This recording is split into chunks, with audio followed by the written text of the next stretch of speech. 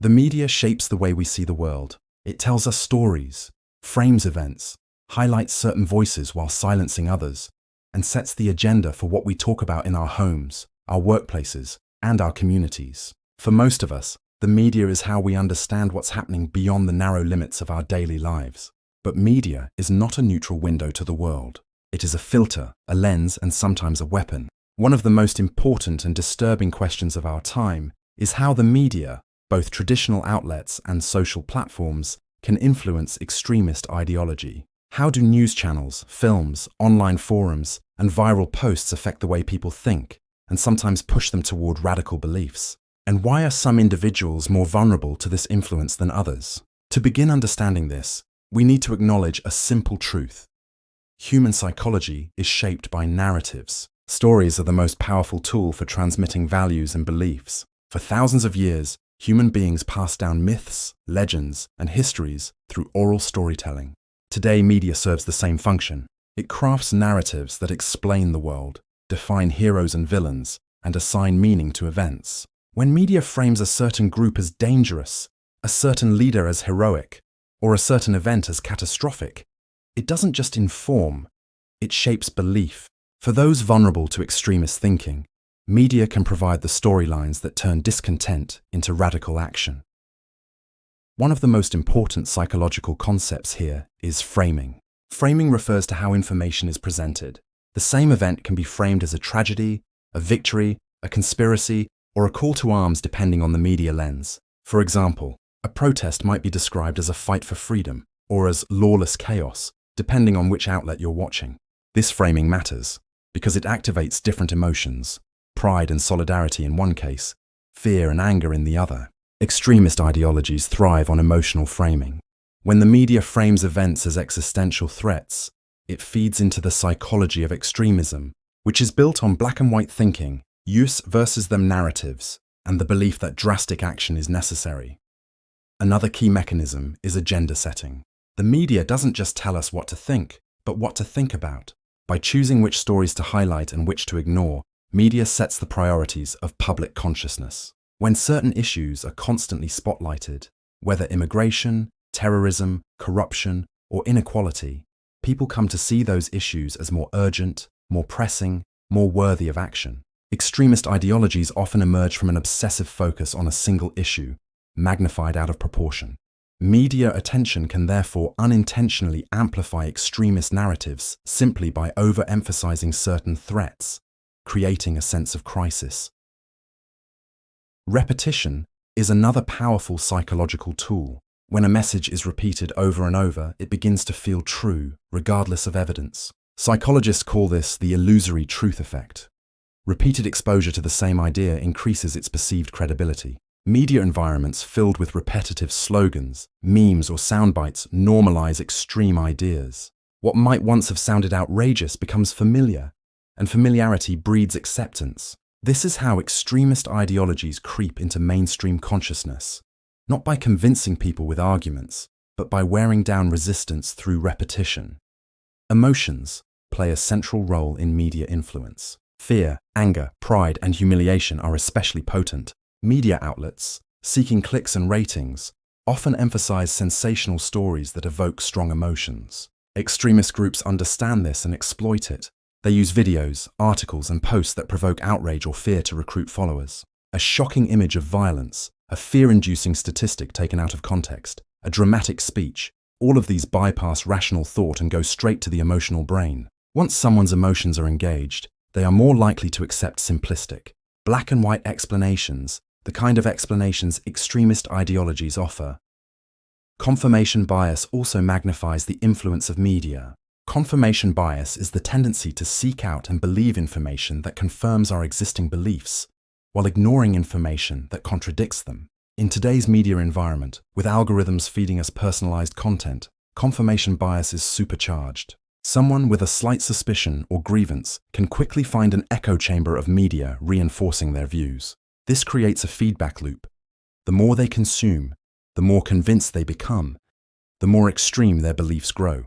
Extremist ideologies thrive in echo chambers, where alternative viewpoints are filtered out and radical ideas are normalized. Social identity theory provides another psychological lens. People derive part of their identity from the groups they belong to: political, religious, national, or cultural. Media reinforces group identities by highlighting differences, conflicts, and rivalries. When media portrays us as noble and them as corrupt or dangerous, it strengthens in-group solidarity and out-group hostility. Extremist ideologies take this natural group psychology and radicalize it. They use media to exaggerate the threat of outgroups, creating a siege mentality where followers feel their very identity is under attack. Once identity is fused with ideology, people become willing to sacrifice, fight, or even die for the cause. Dehumanization is another dangerous psychological mechanism. Media can subtly or explicitly portray outgroups as less than human: criminals, animals, vermin, machines. This makes it easier to justify violence against them. History is filled with examples where propaganda media paved the way for atrocities by dehumanizing groups. Once a group is portrayed as less than human, extremist ideologies can argue that harming them is not only acceptable but necessary. Cognitive dissonance also plays a role. When people are exposed to ideas that conflict with their sense of self, they experience discomfort. Media can exploit this by framing extremist ideologies as consistent with people's values. For example, a person who values patriotism may feel dissonance when their country is criticized. Extremist media can resolve that dissonance by claiming the real patriots are those fighting against the supposed corruption or betrayal of the mainstream. By aligning extremist ideology with core values, media reduces dissonance and increases acceptance. The internet has transformed the psychology of media influence. Traditional media was centralized, controlled by a few outlets. Today, anyone can create and share content. This democratization has benefits, but it also allows extremist groups to spread propaganda directly. Online algorithms favor content that engages emotions, which often means content that is extreme. A moderate article may be ignored, but a shocking conspiracy theory goes viral. This creates a distorted media ecosystem where extreme content is disproportionately amplified. Memes are a particularly interesting example. On the surface, memes are jokes, short, humorous images or phrases. But memes are also powerful carriers of ideology. They simplify complex ideas into easily digestible symbols. They spread quickly and lower defenses because they feel light-hearted. Extremist groups use memes to normalize radical ideas, recruit younger audiences, and disguise hate as humor.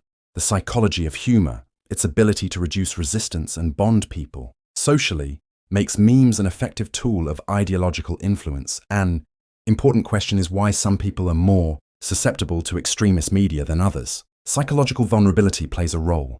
People who feel marginalized, powerless, or anxious are more likely to seek out narratives that explain their pain. Extremist ideologies offer simple answers and someone to blame. Media that provides those answers can be highly persuasive to individuals in distress. Personality traits also matter. Studies suggest that people high in authoritarianism, need for closure, and sensation-seeking are more prone to extremist beliefs. Media provides the content, but personal psychology determines how it is received.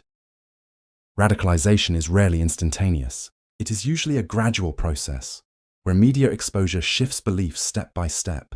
A person may start with mild frustration, encounter media that validates it, then consume increasingly extreme content until they adopt radical ideology. This process has been described as a slippery slope, or staircase to terrorism.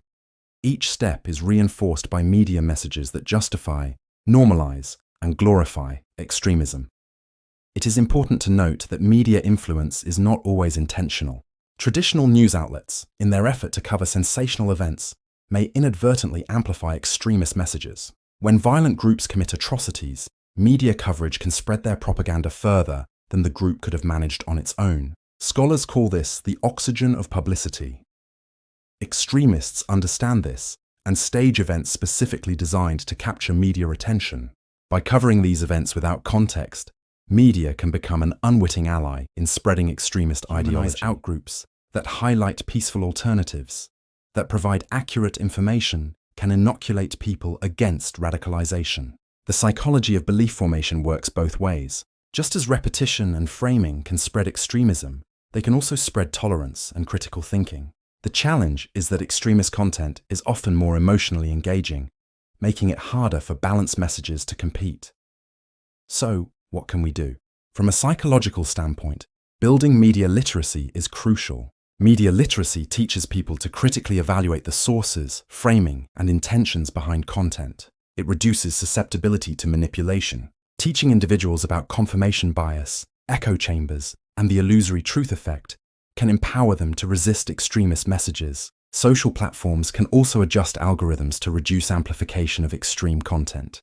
Though this raises ethical debates about free speech, ultimately, the psychology of media influence on extremist ideology reveals both danger and hope. Media can radicalize, divide, and dehumanize, but it can also educate, connect, and humanize. The difference lies in how we use it, how aware we are of its power, and how willing we are to challenge narratives that push us toward hate. We are creatures of stories. Media is the modern storyteller. Extremist ideologies are dangerous stories, spread by media, amplified by psychology. To resist them, we need better stories, stories of compassion, resilience, and shared humanity. Only by understanding the psychology of media influence can we begin to write those better stories.